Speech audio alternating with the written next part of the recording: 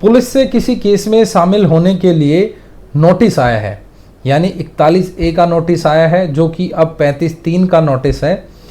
तो क्या करना चाहिए? आपको नोटिस आया है, देखिए अगर आपको नोटिस आया है तो सबसे पहले तो आपको ये पता होगा, खुद को तो आदमी को ये पता ही होता है कि उसकी उस केस में कोई इन्वॉल्वमेंट है या नहीं, वो व्यक्ति उस केस में शामिल है या नहीं।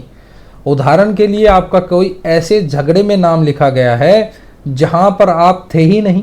उदाहरण के लिए झगड़ा हरियाणा में हुआ है और उस समय आप अपने ऑफिस में हैं जहां पर सीसीटीवी कैमरा लगा हुआ है, तो मतलब ये है कि आप स्पष्ट हैं कि उस झगड़े में उस समय आप मौजूद ही नहीं थे, आपका झूठा नाम लिखा गया है।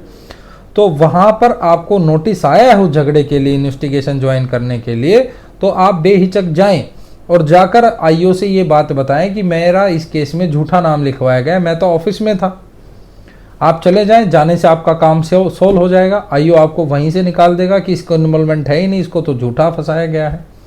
लेकिन यहाँ पर आप करते क्या है कि आप जो हैं ये सोचते हैं कहीं मुझे पकड़ ना ले, अननेसेसरी मुझे परेशान ना करें, तो आप क्या करते हैं, उससे भागते हैं। जहाँ पर भागेंगे आप फंस जाएंगे।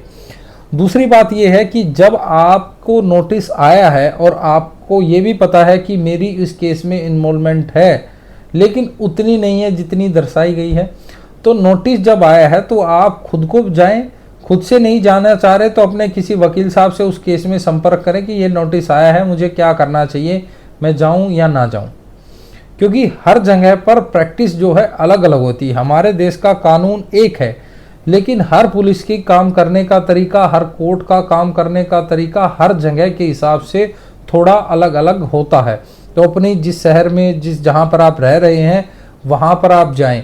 एक गलती कभी ना करें कि आपको 41A या 35(3) का नोटिस आया है, आप उस नोटिस को लेकर चुप बैठ गए हैं, भाग गए हैं, किसी से बता नहीं रहे कि चलो मैं पकड़ में ही नहीं आऊँगा, मैंने फ़ोन बंद कर लिया है, अब मेरा क्या कर पाएंगी, मैं तो घर पे जो मेरा एड्रेस है वहाँ पे भी नहीं मिलेंगे। तो क्या होगा?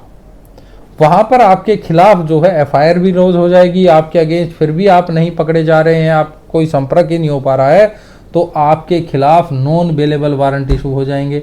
वारंट इशू होंगे तो डायरेक्ट आप जेल जा सकते हैं। तो इन सब चीज़ों से बचें और ऐसी लीगल अपडेट्स के लिए मेरे चैनल को सब्सक्राइब जरूर करें। जय हिंद, जय भारत।